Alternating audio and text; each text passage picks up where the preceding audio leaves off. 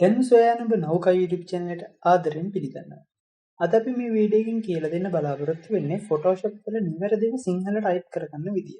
Photoshop වල text එකක් දාගන්න විදිය දන්නේ නැත්නම් මම ඒ ගැනත් වීඩියෝ එකක් කරලා දෙනවා Photoshop basic video series එකකට. ඒ වීඩියෝ එකත් බලලා එන්න. ඒ වගේම නෞකා YouTube channel එක subscribe කරේ නැත්නම් ඒකත් subscribe කරන්න කියලා මතක් කරන ගම අද වීඩියෝ එකට යමු.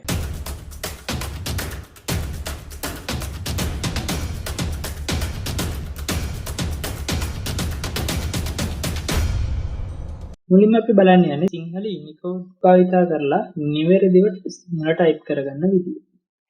ඒකට මුලින්ම ඔයගොල්ලෝ යන්න ඕන browser එක open කරගෙන sinhalaunicode.geeshan.net කියන වෙබ්සයිට් එකට. ඒක link එක මම පල්ලෙහා description එකෙන් දාන්නම්. එහෙම ගියාට පස්සේ මෙන්න මේ වගේ වෙබ්සයිට් එකක් තමයි ඔයගොල්ලන්ට බලා ගන්න පුළුවන් වෙන්නේ. මේකට ගියාට පස්සේ මෙන්න මෙතන උදාහරණයක් විදිහට මගේ නම මම ටයිප් කරනවා. මෙන්න මේ විදියට.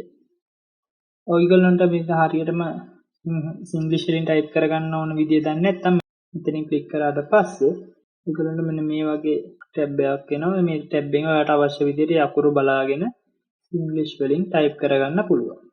මෙන්න මෙතන තියෙන Unicode කියන ටික් එක ඔන් කරලා තියෙන්න ඕන. ඊට පස්සේ මෙහෙම කොපි කරගෙන අපි යනවා Photoshop වලට.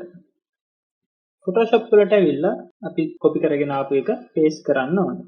එතකොට අපිට බලන්න පුළුවන් මෙන්න මේ වගේ නිවැරදිව අපිට මේ සිංහල අකුරු type වෙලා තියෙනවා.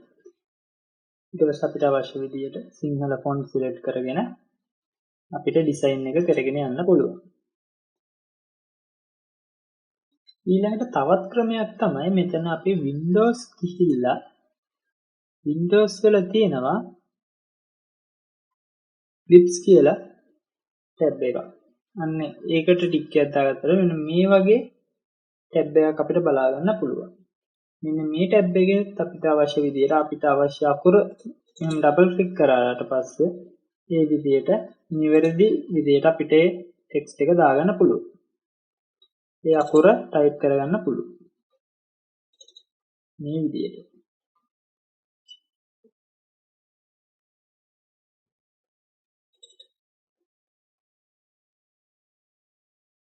මේක හැබැයි ටිකක් latest version වල තමයි මේ option එක අපිට බලා ගන්න පුළුවන් වෙන්නේ. ඊට පරණ version වල අපිට මේ සිංහල Unicode භාවිතා කරලා බොහොම සරලව බොහොම පහසුවෙන් සිංහලට නිවැරදි විදිහට type කරගන්න පුළුවන්. අද වීඩියෝ එක ගැන ඔයාගේ අදහස මොකක්ද? පල්ලෙහා comment section එකේ ඔයාගේ අදහස දාගන්න ගමන් මේ වීඩියෝ යාළුවන්ටත් දැනගන්න share කරන්න.